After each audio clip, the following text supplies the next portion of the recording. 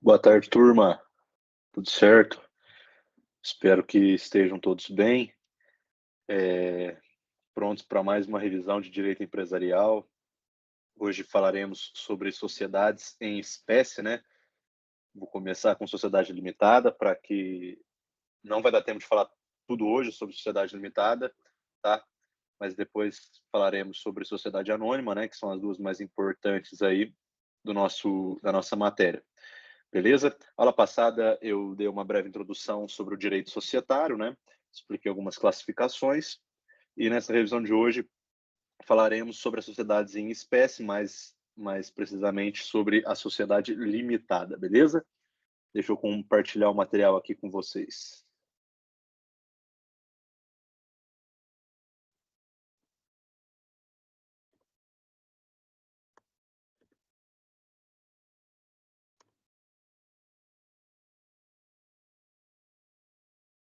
Bom, vamos lá. Gente, é interessante falar aqui, explicar alguns pontos aqui importantes, né, antes dessa. Seria uma breve introdução, tá, esses pontos, antes de explicar efetivamente o que é, né, uma sociedade limitada. Gente, a ideia da sociedade eu expliquei na aula passada. É a união de força, isso é energia física, né? Mas não só essa força física, essa união de força física, né, essa energia de duas ou mais pessoas, mas também a união de capital, de investimento, né, de duas ou mais pessoas. Por isso, as empresas hoje, a grande maioria, são sociedade, né? Porque é muito mais fácil duas ou mais pessoas investirem tempo, energia e dinheiro, né, numa empresa do que uma pessoa só iniciar uma atividade empresarial sozinha, né? Portanto, como eu disse, né, a sociedade limitada, ela é a sociedade que mais vigora hoje no nosso país, tá? Cerca de 90% das empresas hoje, das sociedades hoje, são na modalidade sociedade limitada, tá? São classificadas como sociedade limitada, beleza? Isso porque, o próprio nome já diz, ela é limitada. E como eu expliquei na classificação na teoria geral passada, né, na revisão passada, essa nomenclatura limitada significa que o patrimônio do sócio ele não poderá ser atingido, beleza? Também vai ter uma explicação, uma breve explicação mais à frente, tá? Gente, quando se trata de uma sociedade limitada, é interessante a gente saber que existe um documento que constitui, né, essa sociedade. Então, se eu e mais um colega, um amigo, quisermos montar uma sociedade do tipo limitada, como a gente deve fazer? Bom, o primeiro passo vai ser a elaboração de um contrato, beleza? Para que a nossa sociedade ela seja constituída, é necessário que um advogado, né, ele elabore um contrato social, né, que nada mais é do que um documento constitutivo da sociedade. Portanto, a sociedade limitada ela vai ser constituída a partir da elaboração desse contrato social. Esse contrato social, gente, que constitui a sociedade limitada, ele não deixa de ser um contrato comum, tá? E, obviamente, por ser um contrato, né, é necessário algumas cláusulas, são necessárias, né, algumas cláusulas obrigatórias, beleza? Essas cláusulas obrigatórias, elas estão previstas no artigo 997 do Código Civil, né? E eu trouxe aqui essas cláusulas obrigatórias, beleza? Portanto, lembrem-se, o contrato social é o documento que constitui a sociedade limitada, tá? 90% das sociedades hoje das empresas no Brasil são do tipo limitada. Por quê? Porque ela limita o patrimônio, tá? Ela faz com que o patrimônio do sócio, o patrimônio pessoal daquele sócio, ele não seja atingido. Então, em caso de dívida, em caso de algum problema, né, será atingido somente o patrimônio da sociedade. Óbvio que existem algumas exceções que serão explicadas mais à frente também, tá? Mas via de regra é isso, beleza? O patrimônio do sócio não vai ser atingido. O patrimônio pessoal do sócio só vai ser atingido o patrimônio da sociedade. Tá? Portanto, a sociedade ela é constituída através de um documento chamado contrato social. Tá? Obviamente, por ser um contrato comum, esse contrato social é um contrato como todo outro, como qualquer outro, né? Então, existem algumas cláusulas obrigatórias que devem obrigatoriamente estar inseridas nesse contrato social. Tá? Essas cláusulas obrigatórias elas estão previstas, dispostas no artigo 997 do Código Civil. Bom, a primeira dessas cláusulas obrigatórias, né, é a qualificação dos sócios. Portanto, no início de tudo, deve haver uma cláusula nesse contrato onde ele indique e qualifique os sócios. Isso é, a qualificação não é só apontar o nome, tá? Mas seria basicamente, né, seria basicamente isso aqui: nome, tá? Deixa eu tirar. Nome, estado civil, beleza? Nacionalidade, é, deixa eu, endereço, tá? Endereço pessoal. Portanto, isso seria o nome, né, e a qualificação, beleza? Não essa qualifica. Por que está escrito qualificação? Porque não necessariamente pode ser nome e prenome, tá? Que seria o nome e sobrenome. E sim deve haver uma qualificação mais complexa, como, por exemplo, estado civil, nacionalidade, endereço. Quando estudarem processo civil, verão que são os mesmos requisitos do artigo 319 do CPC, beleza? Os artigos 319 do CPC, inciso 1, né, que são os requisitos da petição inicial, da qualificação da petição inicial. Portanto, gente, esse nome e prenome, estado civil, nacionalidade, endereço, ele constitui a qualificação dos sócios, tá? Então, a primeira das cláusulas obrigatórias, né, que devem estar obrigatoriamente inseridas no contrato social, é a qualificação dos sócios, beleza? Lembrando, pode ser 2 ou mais sócios na sociedade limitada, tá? A segunda cláusula obrigatória é o chamado objeto social. Gente, o que seria objeto social? Nada mais é do o que a sociedade vai fazer, beleza? O que a sociedade vai executar, né? Então, o que a sociedade vai fazer? Isso seria o objeto social, né, dessa sociedade, que deve ser uma cláusula obrigatória do contrato. Exemplo: a sociedade terá como objeto principal a atuação no setor de hospedagens, beleza? Quando se trata de uma pousada, um hotel, mais especificamente a atuação hoteleira. Então, hotel, né? Gente, é necessário que esse objeto social ele seja bem especificado, tá? Ele não pode ser de maneira genérica, ele deve ser de maneira bem certa, bem determinada, tá? Bem especificado. Então, portanto, o objeto social nada mais é do que isso. Um exemplo típico é: a sociedade terá como objeto principal a atuação no setor de hospedagens, mais especificamente na atuação hoteleira, tá? Olha lá. Cabe também objetos acessórios. Como objetos acessórios, atuará no setor de restaurantes, bares, lanchonetes, além de disponibilizar spa aos seus hóspedes, tá? Portanto, gente, deve ser de maneira bem específica, tá? Não adianta falar, o objeto social da sociedade, o objeto principal da sociedade vai ser vender, vai ser vendas. Não, deve se especificar que vai ser vendas de materiais de construção, mais especificamente no ramo da construção civil, para que assim, né? Então deve ser de maneira bem especificada esse objeto social. Lembre-se que o objeto social é o que a sociedade vai fazer, qual tarefa a sociedade vai executar, tá?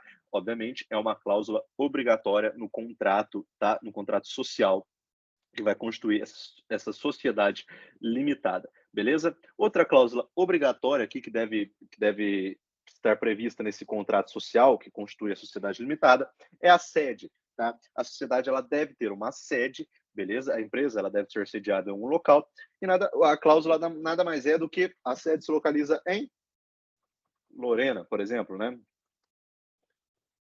Isso é um exemplo, tá? Mas é basicamente isso. Lorena, rua, né? Número. Portanto, essa essa sede ela deve ser de maneira especificada também. O endereço, tá? Deve-se falar o endereço e esse endereço deve ser de maneira especificada, cidade, rua, número, CEP, tá? E a sede social, ela é uma cláusula obrigatória no contrato social, tá? Que que é uma cláusula obrigatória no contrato social que constitui a sociedade limitada. Beleza? Outra cláusula é da administração, beleza? Um exemplo: a sociedade ela será administrada por fulano de tal. Isso é uma cláusula obrigatória no contrato social, beleza?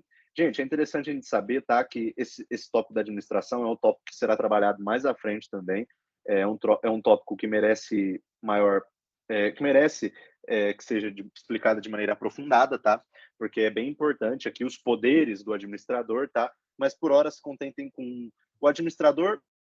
Ele não necessariamente precisa ser sócio, tá? Portanto, os sócios eles podem escolher pessoa diversa, né, para que administre aquela empresa, para que administre aquela sociedade limitada, beleza? Então, pode ser terceiro estranho, tá? Obviamente, um dos sócios pode ser o administrador, gente, mas caso optem por de maneira diversa, podem escolher pessoa que não seja sócio para administrar aquela empresa, beleza?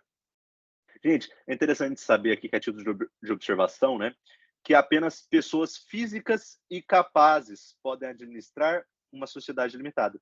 Portanto, se um menor incapaz, né, não necessariamente um menor, mas um incapaz, ele pode administrar uma sociedade limitada? Obviamente não, porque é requisito essencial que ele seja capaz.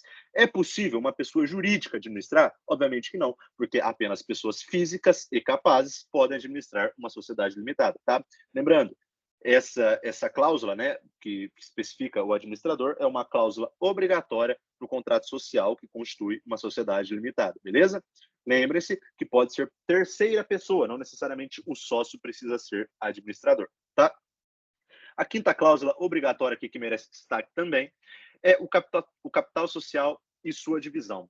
Gente, não confundam capital social com patrimônio. Isso será explicado mais à frente também, tá? Mas o capital social ele é diverso do patrimônio da sociedade. Inclusive, o capital social ele faz parte do patrimônio da sociedade, tá? Mas lembrem-se que o capital social ele deve estar previsto, né, como cláusula obrigatória nesse contrato social, e ele nada mais é do que o dinheiro investido de maneira inicial. Então, quando se vai iniciar uma empresa, quando se vai começar uma sociedade limitada, é necessário que esteja especificado no contrato social quanto dinheiro, qual é o valor, qual montante, né, está sendo investido inicialmente ali naquela sociedade, tá? Portanto, não se pode confundir com patrimônio, porque o patrimônio ele pode ser adquirido ao longo do exercício daquela atividade empresarial, tá? Mas por hora, né, no momento do início de uma sociedade, no momento em que está sendo criado, no momento que está sendo escrito esse contrato social, é necessário que seja especificado um valor inicial de investimento, tá? E esse dinheiro investido, né, esse dinheiro inicialmente investido, ele é denominado capital social, tá? Lembre-se, não pode ser confundido com patrimônio. Também será explicado mais à frente, tá? É necessário também estar especificado de maneira obrigatória, como cláusula obrigatória, né, a divisão desse capital social. Ou seja, quem vai integralizar tal capital? Tal pessoa, o sócio X, isso seria basicamente o seguinte: o sócio, né, o sócio X investirá 10 mil, ao passo que o sócio, né, o sócio Y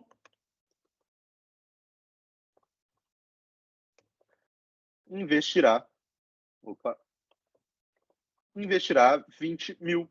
Portanto, essa divisão do capital social, ela também é obrigatória, tá? Aqui ela pode ser relacionada com cotas, porque normalmente, tá? Normalmente, beleza? É, o montante investido é um montante de cotas. Portanto, vamos supor que uma cota ela vai valer R$ 1, tá? Então, o sócio que investiu 20 mil, ele tem 20 mil cotas. Já o sócio que investiu 10 mil, ele tem 10 mil cotas, né? A lógica é essa, mas é normalmente. Há exceções também que será explicada mais à frente, tá? Portanto, é obrigatório, é cláusula obrigatória no contrato social que esteja previsto, tá? O capital social, ou seja, o dinheiro que será investido inicialmente, tá? E a divisão desse capital social, quem vai dar quanto? Fulano de tal, o sócio X vai dar uma quantia X, o sócio Y vai dar uma quantia Y, tá? Portanto, é necessário que esteja como cláusula obrigatória, que esteja exposto nesse contrato social, né? O montante que será investido inicialmente e a divisão desse montante, beleza? Bom, como sexta cláusula aqui obrigatória, é necessário expor a participação nos lucros, tá? Aqui, como eu disse, ó, excepcionalmente pode ser desproporcionais à divisão de cotas, tá? Então, os lucros serão divididos da seguinte maneira: o sócio X vai ficar com X% dos lucros, o sócio Y vai ficar com Y% dos lucros. Isso é necessário, é obrigatoriamente necessário, tá? Que esteja previsto nesse contrato social. Portanto, para se constituir uma sociedade limitada, deve-se elaborar um contrato social. E nesse contrato social, obrigatoriamente deve estar exposto à participação nos lucros de cada sócio, beleza? Sétima cláusula obrigatória, o prazo. Gente, lembrem que eu disse que uma sociedade pode ser determinada ou indeterminada? Eu disse isso na aula de teoria geral, né, do direito societário, mas é necessário aqui, como cláusula evidencia-se, né, como cláusula obrigatória, o prazo. Portanto, no contrato social, deve estar estabelecido um prazo. A sociedade ela vai ser indeterminada, tá? Então, ela inicia suas atividades no dia tal, por exemplo, hoje, no dia 6 de, 6 de maio, né? Ela inicia a atividade 6 de maio, mas possui prazo indeterminado, tá? Isso é uma sociedade com prazo indeterminado. Deve constar no contrato social, beleza? Isso deve, obrigatoriamente. Por quê? Porque é cláusula obrigatória, segundo o artigo 997 do Código Civil, beleza? Ou, né, a sociedade, ela pode ser, o prazo da sociedade, ela pode ser determinada. Isso é, as atividades, elas se iniciarão no dia 6 de maio, mas elas se encerrarão no dia 10 de novembro, por exemplo, tá? Obviamente, poucas, né, são as sociedades limitadas que são de prazo determinado, mas ocorrem, tá? Ocorrem. Então, portanto, esse prazo ele deve ser estipulado no contrato social, tá? Ele deve ser obrigatoriamente estipulado de maneira obrigatória, tá? Porque o artigo 997 do Código Civil, ele diz que o prazo ele deve estar obrigatoriamente previsto no contrato social, tá? Gente, no caso de sociedades determinadas, são excepcionais, eu disse, né? Mas como há, tem que ser explicado. No caso de sociedades determinadas, caso chegue a data do fim do prazo e a empresa ela não encerre as suas atividades, gente, isso indica, né, isso indica automaticamente, né, que a sociedade ela vai passar a ser de prazo indeterminado. Portanto, caso chegue ao fim esse prazo estabelecido no contrato social nas sociedades de prazo determinado e a empresa não encerrar as suas atividades, automaticamente a sociedade ela passará a ser de prazo indeterminado, beleza? Então não vai precisar haver uma mudança no contrato social, tá? Porque de maneira automaticamente ela passará a ser de prazo indeterminado. Gente, essas são as cláusulas obrigatórias do contrato social, tá? Lembrem-se, né, vale a pena a leitura também do artigo 997 do Código Civil, beleza? Que é o artigo que estabelece, né, essas cláusulas obrigatórias. Agora, sobre a responsabilidade, gente, lembram que no início aqui dessa revisão de hoje, eu disse que a responsabilidade ela é limitada, portanto, o patrimônio pessoal do sócio ele não vai poder ser atingido, a não ser que haja a desconsideração dessa personalidade jurídica, que será explicado mais à frente, tá? Mas, via de regra, a sociedade limitada, 90% das sociedades, né, no Brasil são do tipo limitada, são sociedade limitada, né? E por quê? Porque isso dá uma tremenda segurança, dá uma extrema segurança ao sócio. Portanto, em caso de dívida daquela empresa, o patrimônio pessoal daquele sócio ele não vai ser atingido. Isso dá uma extrema segurança. Vocês concordam com isso? Né? É claro, é lógico. Né? Portanto, é muito mais interessante para mim, que vou abrir uma sociedade, abrir ela no tipo de sociedade limitada, né? Elaborar um contrato social, né, de sociedade limitada. Por quê? Porque eu sei que o meu patrimônio ele dificilmente vai ser atingido, a não ser que eu recaia, né, nos requisitos excepcionais que causam a desconsideração da personalidade jurídica. A gente vai ver quais são esses requisitos. Mas a sociedade limitada, via de regra, o patrimônio pessoal dos sócios, ela não vai poder ser atingido de maneira alguma, tá? O patrimônio pessoal dos sócios não vai poder ser atingido, beleza? Isso é via de regra, tá? Portanto, na sociedade limitada, a responsabilidade dos sócios é limitada, tá? Mas é interessante a gente saber, gente, que todos respondem solidariamente pela integralização do capital social. Então, gente, como eu disse aqui, ó, tá? Que o capital social, né, ele é o dinheiro investido. Portanto, deve ser estabelecido nesse contrato social uma cláusula, né, obrigatoriamente deve ser estabelecida uma cláusula que diz: fulano de tal vai investir, o sujeito Y vai investir este montante. Agora, ainda que seja diferente, ainda que o fulano X vai investir 20 mil e o fulano Y vai investir 30 mil.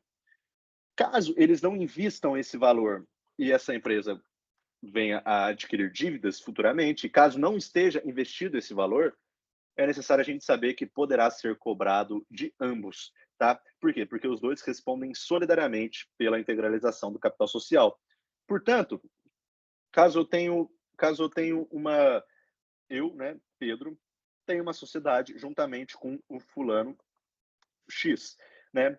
Eu, Pedro, vou investir, vamos supor que eu invista nessa. Caso eu invista 15 mil e o fulano X invista 15 mil, tudo certo, né? Mas vamos supor que eu invista 15 mil, beleza? Nessa sociedade. E o fulano Y invista 20 mil. 20 mil na sociedade. Só que eu já investi os meus 15 mil. Então, portanto, os meus 15 mil, eles já estão investidos, beleza? Eles já estão investidos. Mas o fulano X, ele falou, né? Ele tá lá escrito no contrato social que ele iria investir inicialmente 20 mil, mas na verdade ele só investiu 5 mil, beleza? Então, 5 mil já investidos. Mas vocês concordam com os outros 15 mil é o fulano X que deve, e não eu. Entretanto, gente, em caso de dívida, eu, Pedro, serei cobrado solidariamente pelos 15 mil restantes, tá? A lógica é essa, gente. Portanto, se está lá no contrato social que eu, Pedro, vou investir 15 mil inicialmente naquela sociedade e que o fulano X irá investir 20 mil. Mas eu, Pedro, já investi os meus 15 mil, mas o fulano X ele investiu apenas 5 mil dos 20 mil que estavam subscritos naquele contrato social, tá? Gente, é óbvio, a lógica é a seguinte: eu, Pedro, embora eu já tenha investido tudo que eu tinha prometido investir, eu vou poder ser cobrado solidariamente pelos 15 mil que a empresa deve. Por quê? Porque a sociedade deve, tá? Portanto, eu vou poder ser cobrado, tá? De maneira solidária, tá? De maneira solidária. Então, como eu disse, a integralização do capital social é o montante investido inicialmente. Caso, né, esse capital social ele não esteja totalmente integralizado, todos os sócios eles vão responder solidariamente por essa integralização. Eles vão poder ser cobrados de maneira solidária, ainda só que o fulano X, ele não tenha integralizado totalmente o capital social, tá? Isso é um pouco complicado, mas é lógico, tá? Agora, como eu disse, há uma diferença, né, entre capital social e patrimônio da empresa, né?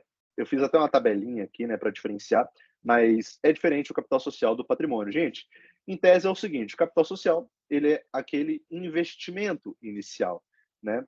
Já o patrimônio é tudo aquele patrimônio da empresa, que a empresa vai adquirir ao longo dos anos, tá? Então, vocês concordam que não tem como saber o patrimônio da empresa no seu ato de constituição? Né, que seria na formulação, na elaboração do contrato social. Por quê? Porque a empresa ela pode adquirir bens, né, bens móveis ou imóveis, né, ao longo, né, do exercício das atividades. E normalmente isso acontece, né? A empresa vai ganhando dinheiro, vai comprando bens, né, móveis ou imóveis, né, sejam eles de qualquer natureza, mas o capital social ele se difere do patrimônio, porque o capital social ele é o valor investido inicialmente, tá? Que vai estar disposto, que vai estar previsto, porque é cláusula obrigatória, vai estar previsto no contrato social que constitui aquela empresa. Portanto, a diferença é o seguinte: o capital social ele consta no contrato social, enquanto o patrimônio ele não constará no contrato social, beleza? Por quê? Porque não dá para saber o patrimônio daquela empresa, não dá para saber, porque o patrimônio ele pode muito bem se multiplicar ao longo dos anos. Portanto, ele não vai constar no contrato social, né, que é o documento que constitui, né, que é o documento de criação daquela sociedade limitada, beleza? Aqui está escrito sopa, mas é soma. Ó. O capital social é a soma daquilo que os sócios colocam na sociedade, colocam inicialmente, beleza? Na sociedade, tá? Todo o investimento, tá? Investimento inicial, beleza? Já o patrimônio é soma de tudo aquilo que a sociedade possui, né? Que pode ser capital social, inclusive o capital social ele está inserido no patrimônio e o que está em nome da sociedade, tá? Mas, né? O que venha a ser adquirido pela sociedade, beleza? Portanto, o patrimônio é a soma de tudo aquilo que a sociedade possui, beleza? E tudo aquilo que a sociedade vai adquirir, tudo aquilo que a empresa vai comprar, vai adquirir ao longo do exercício daquela atividade econômica, vai fazer parte do patrimônio, mas o capital social vai ser imutável, tá? Porque o capital social é aquilo que os sócios subscreveram no contrato social, porque trata-se de uma cláusula obrigatória, beleza? Gente, agora pensem, no caso de venda de parte da sociedade, né? Ou de venda da sociedade limitada, venda daquela empresa, lembre-se do trespasse, né? O que seria mais justo?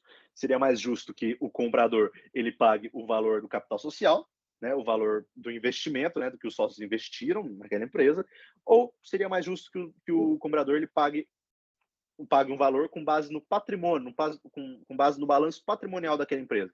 Gente, obviamente que em caso de venda, né, de uma parte ou da sociedade por inteiro, o valor é baseado no patrimônio. Portanto, o comprador ele vai pagar, além daquilo que foi investido, tudo aquilo que a sociedade tem como patrimônio, tá? Do aviamento, né, que seria a capacidade de atração de clientela e freguesia, né?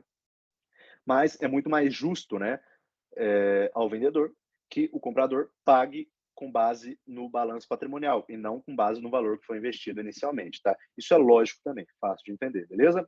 Agora, sobre o capital social, algumas características, né? O capital social, gente, ele vai poder ser integralizado, né, com dinheiro ou com bens. Esses bens podem ser móveis ou imóveis. Portanto, lembre-se da sociedade constituída pelo Pedro, né, por mim, e pelo fulano X. Eu posso muito bem integralizar aqueles 15 mil que eu falei que eu ia investir, né, com uma casa. Né, com uma casa não custa 15 mil reais, mas com a moto que eu tenho, né, uma moto que custa 15 mil reais, eu posso muito bem dar ela como investimento inicial para a sociedade limitada, tá? Portanto, aqueles 15 mil que estão subscritos no contrato social, né, porque é uma cláusula obrigatória, eu posso muito bem integralizar aqueles 15 mil com bens, tá? Com bem imóvel ou imóvel, beleza? Agora, e se um sócio, né? E se voltando ao exemplo da sociedade constituída pelo Pedro, né? Por mim e pelo fulano X. E se eu não quiser investir com dinheiro ou bens? E se eu falar assim, ô fulano X, investe você o dinheiro nessa sociedade limitada e eu vou trabalhar, né? Você pode ficar tranquilo que você não precisa ir à empresa, você não precisa ir à sede, você não precisa trabalhar, você só investe o dinheiro, você só integraliza o capital, seja através de dinheiro em si, ou através de bens móveis ou imóveis, e pode deixar comigo que eu vou trabalhar. Isso pode, gente? Isso não pode, tá? É proibida, né, a presença daquele sócio que integraliza o capital com prestação de serviço, até porque isso não existe, isso é impossível integralizar um capital, um investimento inicial para que aquela sociedade passe a ser exercida, para que aquela atividade passe a ser exercida, só com prestação de serviço. Então é necessário que todos os sócios, ainda que seja mínimo aquele valor, é necessário que todos os sócios eles integralizem o capital social através de dinheiro ou bens, beleza? Gente, é interessante falar aqui, tá? Não está aqui, mas é interessante falar que é, tá? É possível a integralização por meio de criptoativos. Isso é novo, tá? Mas criptomoedas é considerado dinheiro, tá? E o capital social pode ser integralizado por meio de criptoativos, beleza? É só a título de curiosidade mesmo, tá? Não precisa nem decorar isso, é uma curiosidade, beleza? Mas é possível através de criptoativos, mas nunca através, tá? Proibida a presença do sócio, é proibido, né? O sócio integralizar o capital prestando serviços, beleza? É necessário dinheiro ou bens, tá? Ainda que seja criptoativos, tá? Gente, agora uma pergunta. Como eu disse, a sociedade limitada ela é de responsabilidade, como o próprio nome já diz, ela é de responsabilidade limitada. Portanto, o patrimônio pessoal dos sócios ele não poderá ser atingido, beleza? Agora, ele nunca poderá ser atingido? A resposta é poderá ser atingido de maneira excepcional, tá? Portanto, eu já tinha falado isso também, né, várias vezes para vocês. Via de regra, o patrimônio pessoal dos sócios, ele não poderá ser atingido, tá? Agora, existem situações excepcionais que sim, ele poderá ser atingido. É o caso da desconsideração da personalidade jurídica. Portanto, para que o patrimônio pessoal dos sócios sejam atingidos, é necessário que haja esse incidente de desconsideração da personalidade jurídica, tá? Portanto, em regra, o patrimônio ele é inatingível, tá? Há, porém, alguns casos, né, em que o magistrado, né, em que o juiz vai desconsiderar a personalidade jurídica do patrimônio, né, a personalidade jurídica da sociedade, perdão, né, a personalidade jurídica daquela empresa, para que o patrimônio dos sócios seja atingido. Gente, para explicar esse incidente de desconsideração da personalidade jurídica, é necessário a explicação de duas teorias, tá? A teoria maior e a teoria menor.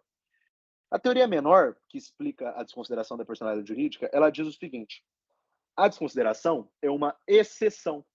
Portanto, para que seja desconsiderada a personalidade jurídica daquela empresa e que o patrimônio pessoal dos sócios seja atingido, é necessário provar o dolo daqueles sócios, tá? Daquela empresa, tá? Aquelas empresas estão, por exemplo, aquelas empresas elas estão devendo, elas possuem inúmeras dívidas. Portanto, um dos credores, né, a empresa não tem patrimônio. Então, eu vou aqui entrar com uma ação de incidente de desconsideração da personalidade jurídica. Caso ele prove o dolo na dívida, né, daquela empresa, poderá haver desconsideração da personalidade jurídica. Mas vocês concordam que, como o dolo deve ser provado, é uma exceção?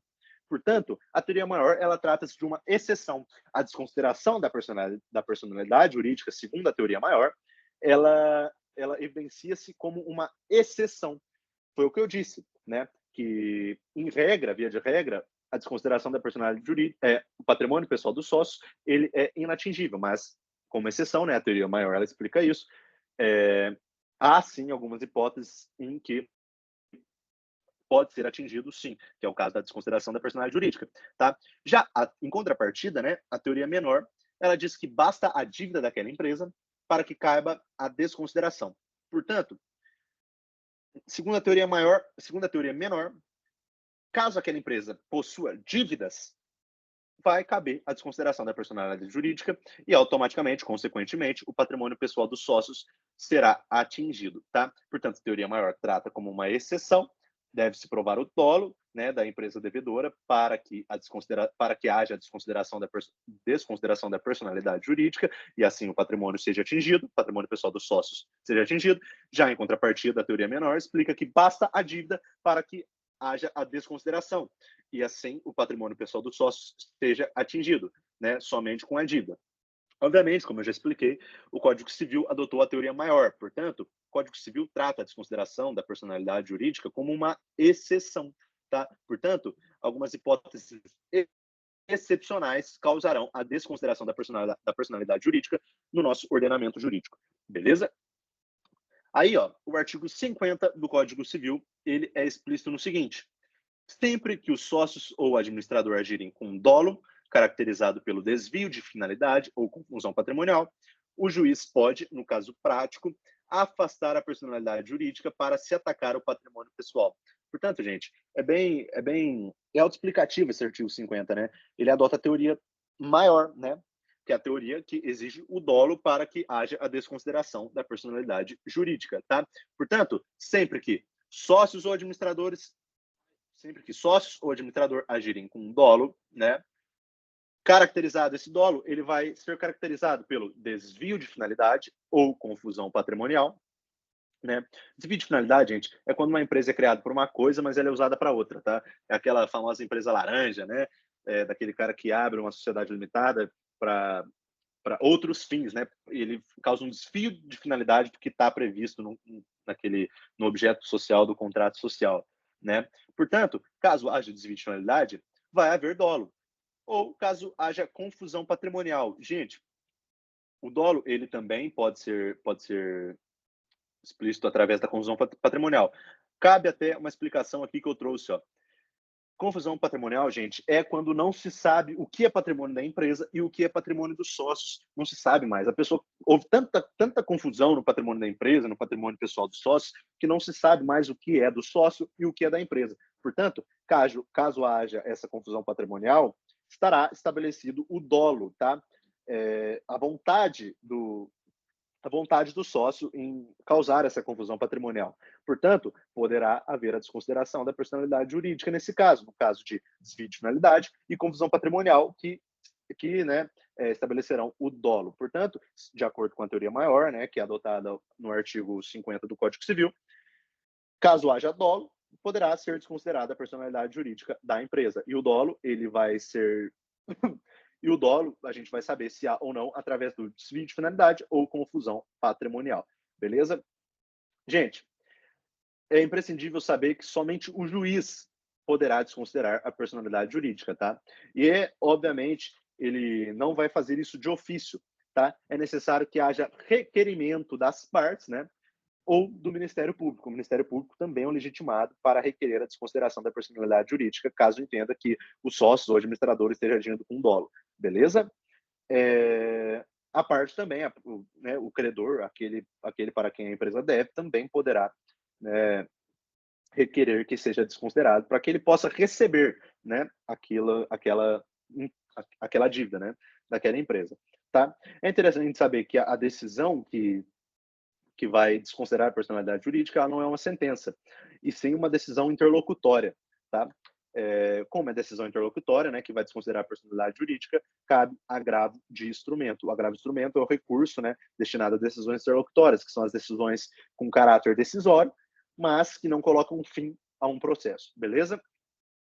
Tá? Gente, outra coisa que é interessante a gente saber também, a desconsideração da personalidade jurídica para que o patrimônio pessoal dos sócios seja atingido, ela não coloca fim à sociedade, portanto, não se pode confundir esse aspecto, tá? Se houve a desconsideração da personalidade jurídica, não significa que aquela sociedade teve seu fim, tá? Ele apenas afasta a personalidade jurídica daquela sociedade para que o patrimônio pessoal dos sócios pode ser atingido. Gente, há uma exceção, tá? A teoria maior. Exceção, a teoria maior. É o Código de Defesa do Consumidor, o nosso CDC, beleza? Gente, o CDC ele adota a teoria menor. Portanto, de acordo com o CDC, né, que trata das relações consumeristas, nas relações entre fornecedor e consumidor, é adotada a teoria menor, tá? Portanto, o Código de Defesa do Consumidor adota a teoria menor, tá? Isso é, basta que haja a dívida daquela empresa para que o patrimônio pessoal dos sócios seja atingido através da desconsideração da personalidade jurídica, tá? Portanto, via de regra, Código Civil, teoria maior. Mas, excepcionalmente, né, o CDC é uma exceção e ele adota a teoria menor, onde basta a dívida e não precisa provar o dolo, tá? Outra, a título de observação aqui, tá? Para encerrar essa nossa revisão de hoje. Poderá um incapaz ser sócio de sociedade limitada? Então, um incapaz ali, um adolescente de 16 anos, ele pode ser sócio de sociedade limitada? Gente, sim, ele pode ser sócio de sociedade limitada, tá? Desde que o capital social esteja totalmente integralizado, né? Portanto, desde que aquela empresa, os sócios, eles tenham investido tudo aquilo que foi subscrito no contrato social e que ele não participe da administração. Portanto, né, o incapaz ele poderá ser sócio daquela empresa, daquela sociedade limitada, desde que o capital social esteja totalmente integralizado e desde que não participe, desde que não seja administrador daquela sociedade limitada, tá? Gente, deixa eu salvar aqui. Por hoje é só. Deixa eu voltar, parar de compartilhar aqui. Por hoje é só. Espero que tenham uma excelente semana aí pela frente, né? E sempre estarei à disposição para demais dúvidas, beleza? A partir da aula que vem, a gente retoma ainda na sociedade limitada, tá? E provavelmente vamos encerrar sociedade limitada para que depois eu comece a falar sobre sociedade anônima, beleza? Por hoje é só. Grande abraço e boa semana.